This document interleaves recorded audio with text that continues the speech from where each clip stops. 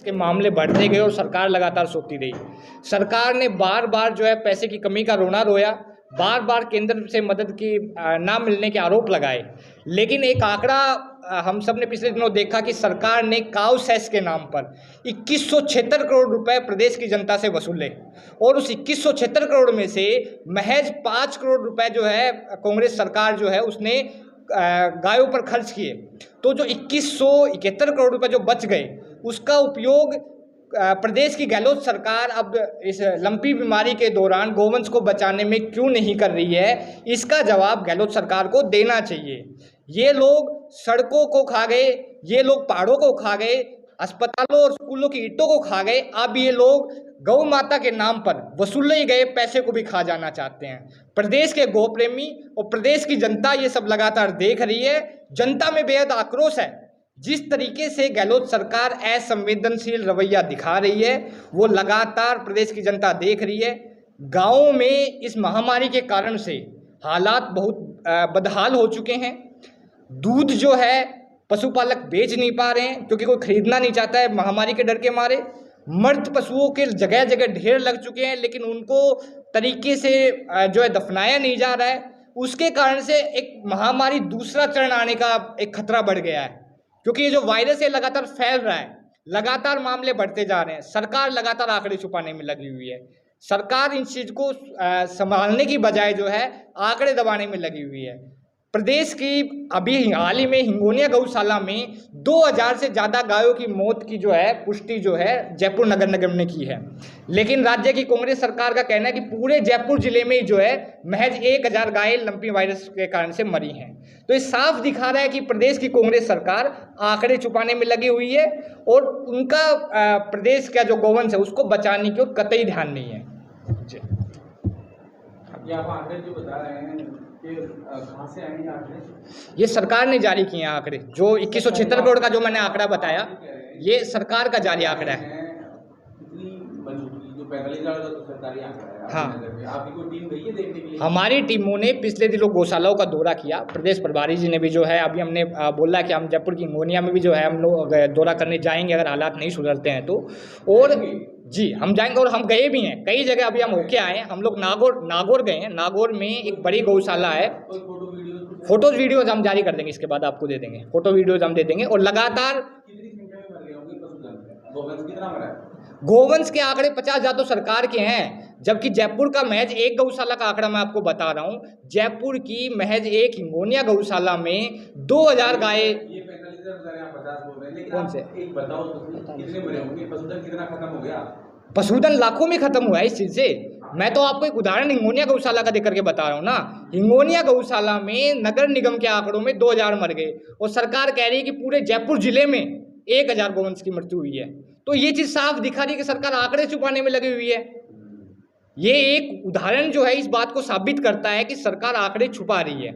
और इस चीज के जो हालात जो हैं वो तो आप निकल के देखिए। आप सब पत्रकार बंधु हैं, आप सब तक ये सूचनाएं पहुंचे कि गाँव में कितना बुरा हाल है। दूध बिक नहीं रहा है, पशुपालक डरे हुए हैं और इस चीज़ का कोई इलाज जो है राज्य सरकार कहीं से भी करती नजर नहीं आ रही है। जी अभी 3-4 दिन पहले ही यहाँ जयपुर डेयरी की बोर्ड बैठक हुई थी जिसमें जो चेयरमैन है वो कह रहे हैं कि 12 लाख लीटर दूध दिल्ली से बढ़कर 15 लाख लीटर दूध हो गया है। वो तो कह रहे दूध बढ़ा है। अब सरकार जो है अपने मन मर्जी आंकड़े जो कहने को कह दे, लेकिन सच्चाई जो उसको दिखाने के लिए आप गाँव में चलिए। मैं खुद एक गाँव से आता हूँ। हम लोग खुद जो है पशुपालन करते हैं और वहाँ के जो हालात हम आंखों देखे हालात बता रहे हैं। सरकार ऑफिसों में बैठकर ऐसे कार्यालयों में कुछ भी बोल सकती है। इनके आंकड़े तो इनके ही जो है नगर निगम खोल देते हैं। इनकी दूसरी संस्थाएं जो है सरकार के आंकड़े खोल देती है। ये सबने देखा कि 2176 करोड़ रुपए जो सरकार ने सेस वसूला उसमें से सिर्फ 5 करोड़ रुपए खर्च किए, 2171 करोड़ रुपए लोग खा गए। तो ये तो सबने देखा है ना। इस मामले में क्या कर रही है आम आदमी पार्टी? अब क्या करेगी नया स्टेट? किस चीज़ पे? ये जो आप प्रेस कॉन्फ्रेंस हमारी मांग है कि सरकार जो है पशुपालकों को मुआवजा दे, पहली मांग। दूसरी मांग हमारी ये है कि जो पशु इसमें लंपी वायरस के कारण जिनकी मौत हुई है उनको सही तरीके से जो है दफनाया जाए, उनका निष्पादन हो, उनको खुलेआम ऐसे ना फेंका जाए जिससे एक महामारी का नया दौर आ जाए। तीसरी मांग ये है कि जो 2176 करोड़ रुपए जनता से जो वसूले हैं गहलोत सरकार ने, उनको कम से कम गौ सेवा के नाम पर खर्च करे सरकार, गौशालाओं को दिया जाए और ताकि इस बीमारी पर रोकथाम लगाई जा सके। सर, अगर ये आपकी मांगे पूरी नहीं होती है तो आम आदमी पार्टी आगे क्या करेगी? देखिए, अगर सरकार यही अगर इस पे जो है अपना रवैया कायम रखती है और असंवेदनशीलता बनाए रखती है, तो प्रदेश की जनता, प्रदेश के गो प्रेमियों के साथ मिलकर के आम आदमी पार्टी इसको लेकर के आगे की रणनीति बनाएगी और जो भी जरूरी होगा हम करेंगे। जहां अगर सड़क पर उतरना होगा सड़क पर उतरेंगे, जो मुमकिन होगा हम करेंगे। कितने समय में? इसमें अभी अब बैठक करेंगे, बैठक के बाद ये चीज़ें बता पाएंगे। तत्काल तो तैयारी कैसे नहीं है? हमने अगर बिना तैयारी बोल रहे होते तो हम ये थोड़ी ना कह रहे होते। हमने सारे आंकड़े आप सबको बताए। अब मीडिया बंधुओं को कम से कम इन आंकड़ों को उठाना चाहिए। मेरा सवाल हर बार वही जी, रहता है, पिछली बताइए, बार यही बताइए, था बताइए। कि जब आपने आंकड़े बता दिए, आपने सब कुछ बता दिया, ठीक है, अब इसके बाद आपने मांगे भी बता दी कि ये मांगे हमारी पूरी होनी चाहिए। अगर सरकार इतने ध्यान नहीं देती, आपको अल्टीमेटम देंगे 10 दिन 15 दिन जो भी आप समय देते हैं, उस समय में अगर सरकार ध्यान नहीं देती तो फिर आपका स्टेप क्या होगा? कोई बड़ा आंदोलन करेंगे, कुछ करेंगे, ऐसा कुछ सरकार के खिलाफ कोई मुहिम चलाएंगे, क्या करेंगे? लास्ट आपने कभी देखा है बीजेपी को, आम आदमी पार्टी ने कब जयपुर में कभी प्रदर्शन किया था? अभी किया था हमने पिछले दिनों, जो हमने जो अग्निपथ योजना भाजपा की आई थी, इसके खिलाफ हमने प्रोटेस्ट किया था। प्रदेश में लगातार पेपर लीक हो रहे, उसके खिलाफ हमने शहीद स्मारक पे प्रोटेस्ट किया था। लेकिन 1-1.5 महीने से आम आदमी पार्टी का लगातार संगठन विस्तार चल रहा है। हम लोग प्रदेश की सभी 200 विधानसभाओं में पंचायत स्तर तक अपना संगठन बना रहे हैं। किसी भी आंदोलन के लिए संगठन बेहद जरूरी चीज़ होता है। बिना संगठन के आप आंदोलन नहीं कर सकते, आवाज़ नहीं उठा सकते, ये कटु सत्य है।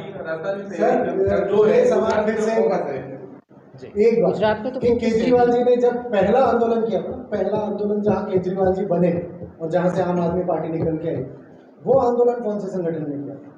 किसने? आईएससी ने किया था।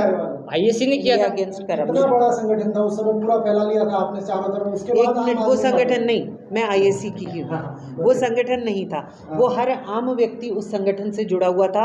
आप जैसे, हमारे जैसे तो मैं लोग यही चीज- सब बस जुड़े आपने हुए बोल थे। दिया ना, तो केजरीवाल जी यही कहते हैं कि आम आदमी की पार्टी, तो आपके साथ आम आदमी क्यों नहीं जुड़ रहा है? आम आदमी जुड़ रहा है, आप यहाँ गलत हैं। आप ही इन्होंने अच्छा बोला जी, संगठन चलिए, तैयार मैं नहीं है, आपको आप आज लोग आज मैं आपको हवा महल लेके चलती हूँ। मैं वहाँ जा रही हूँ, आप वहाँ हमारे साथ चलिए। मैं आपको दिखाऊंगी आम आदमी जुड़ रहा है या नहीं। स्वयं मतलब स्वयं स्फूर्त जुड़ते हैं आकर के। आज सवेरे बगरू की बात बता रही हूँ, जाकर के खड़े हुए थे सिर्फ, हाँ, और वो गाड़ी के ऊपर वो बैनर लगाया, लोग आए, यहाँ पार्टी आ गई, हमें ज्वाइन करना है। कुछ लोग, नाम मैं नहीं इसको डिस्क्लोज कर सकती, हम लोग बीजेपी से हैं, हम परेशान हैं। मैम, हम सब जुड़ेंगे। ये सब चीज़ें कोई झूठ बोलने की वो नहीं है, ये सब चीज़ें हो रहा है और आप इसका शीघ्र ही परिणाम देखेंगे। कितने समय में? 1 महीना दीजिए हमें, 1 महीना। आपने कहा मैं नागौर जाके आया, नागौर में कौन कौन सी गौशाला जाके आए और नागौर मैं नागौर नहीं गया, हमारे पार्टी के संगठन के पदाधिकारी नागौर गए हैं। उसकी विस्तृत जानकारी हम आपको दे देते हैं एक बार, इसके बाद में इसके बाद में हम दे देते हैं नागौर टीम से लेकर के इस चीज़ की। आपको लगता है कि आम आदमी पार्टी जिस तरीके से राजस्थान में प्रोटेस्ट कर रही है, लेकिन आपकी तैयारी, आपको लगता देखिए, है तैयारी अभी आपकी तैयारी कमजोर नहीं है। नहीं, देखिए, कमजोर आम आदमी पार्टी देखिए। संगठन पे ध्यान मैं दें, बात कर रहा हूँ। है ना। अभी हम लोग आंदोलनात्मक रुख नहीं अपना रहे, क्योंकि किसी भी आंदोलन के लिए आप और हमको सबको देखने लायक कोई संख्या भी होनी चाहिए, कि वो संख्या, क्योंकि हर आंदोलन से हम पूरे राजस्थान से लोगों को नहीं बुला सकते, ठीक है ना। तो यहाँ पर आंदोलन होगा, जहाँ पर भी आंदोलन होगा वहाँ पर संख्या बल ज़रूरी है। और संख्या बल में ये हम हमारी कमज़ोरी मानते हैं कि हम अभी तक लोगों तक पहुँच नहीं पाए हैं। लोगों तक पहुँचना ज़रूरी है, लोग जुड़ने को तैयार हैं।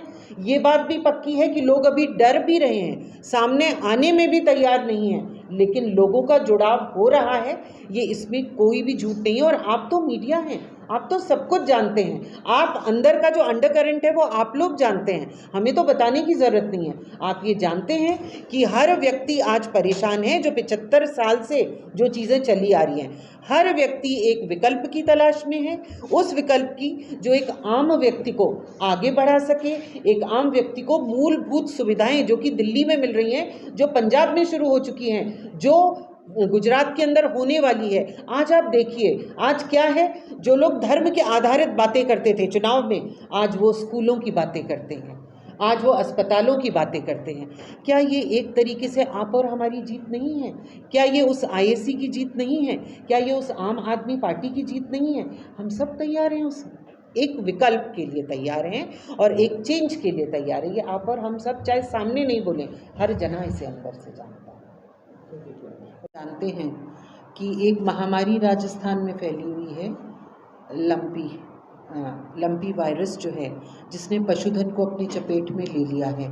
तो उसी के प्रति जो राजस्थान सरकार है, वो जो जिस असंवेदनशीलता से डील कर रही है, उसी के बारे में आप लोगों से विचार विमर्श करने और आप लोगों तक आम आदमी पार्टी की बात पहुंचाने के लिए ये आज की प्रेस कॉन्फ्रेंस रखी गई है। जैसा कि हम सब जानते हैं, लंपी वायरस जो है, ये एक वायरस जनित गांठदार त्वचा रोग है जो बीमार गौवंश जो है, जब एक दूसरे के संपर्क में आता है तो बहुत तेज़ी से फैलता है। और क्योंकि ये एक वायरस है, जैसा कि कोविड के साथ था, तो इसका एज सच कोई भी इलाज नहीं है। सिर्फ जो लक्षण आते हैं, जो सिम्टम्स आते हैं, तो लक्षण जनित जो हम उनके ऊपर जो भी डॉक्टर वो कर सकते हैं काम, तो उसी प्रकार से इनका ट्रीटमेंट किया जाता है। 1929 में ये बीमारी बकरियों में फैली थी। 1929, दैट वाज बिफोर इंडिपेंडेंस।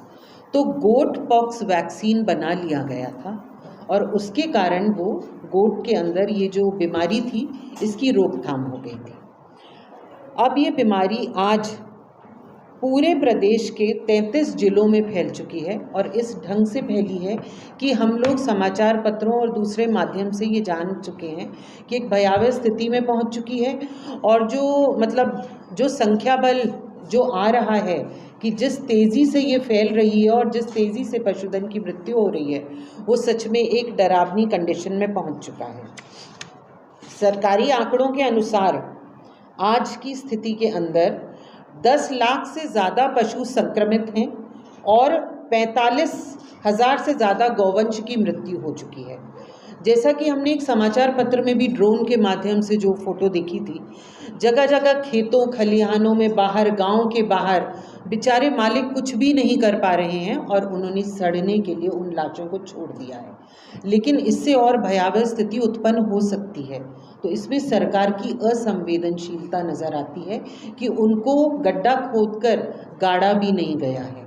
मतलब आज ये हालत है कि पशुधन ऐसे ही पड़ा हुआ है और वो एक लाइलाज बीमारी से जूझता हुआ मरा है। जो वायरस कभी नहीं मरता है, वो वायरस कभी खत्म नहीं होता है और उसमें भी सरकार उसके प्रति कोई संवेदनशीलता नहीं दिखा पा रही है। क्योंकि सरकार, हमारी जो सरकार के मुखिया हैं, वो तो राजस्थान में रहते ही नहीं हैं। वो अपने आकाओं को बचाने के लिए कभी ईडी के विरुद्ध दिल्ली चल पड़ते हैं, कभी भारत को एक करने के लिए कन्याकुमारी पहुंच जाते हैं। राजस्थान को एक करना उनकी प्रायोरिटी में कतई नहीं है। आज जैसे अपन लंपी प्रकरण की बात करते हैं, तो उसमें स्वामीनाथन आयोग की रिपोर्ट का जिक्र करना बहुत ज़रूरी है। स्वामीनाथन आयोग की रिपोर्ट कहती है कि हर 5,000 पशु के ऊपर हमारे को एक पशु चिकित्सक होना चाहिए, यानी कि कुल 11,000 पशु चिकित्सक राजस्थान में होने चाहिए। वस्तुस्थिति क्या है? 2,400 पशु चिकित्सक के जो पद हैं वो स्वीकृत हैं और सच्चाई जो यथार्थ है वो ये है कि उसमें से 60% अभी तक खाली पड़े हुए हैं।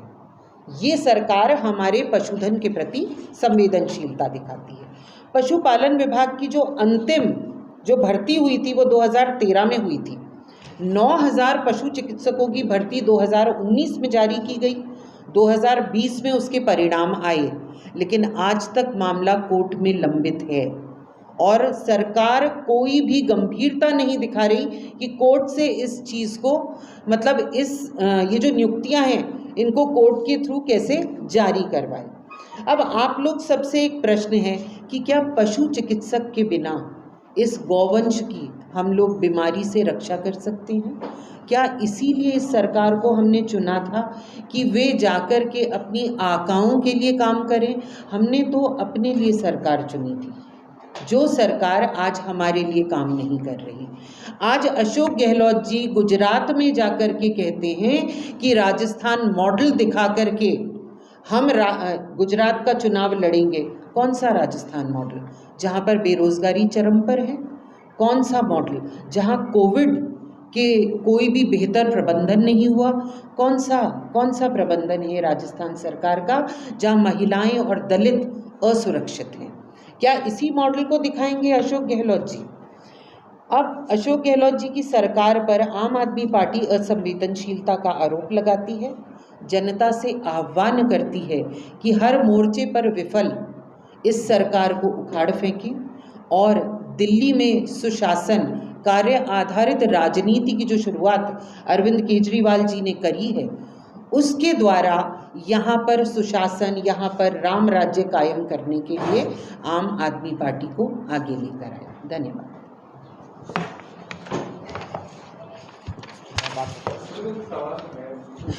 बिल्कुल पूछिए या पहले ये भी अपना बोल दें।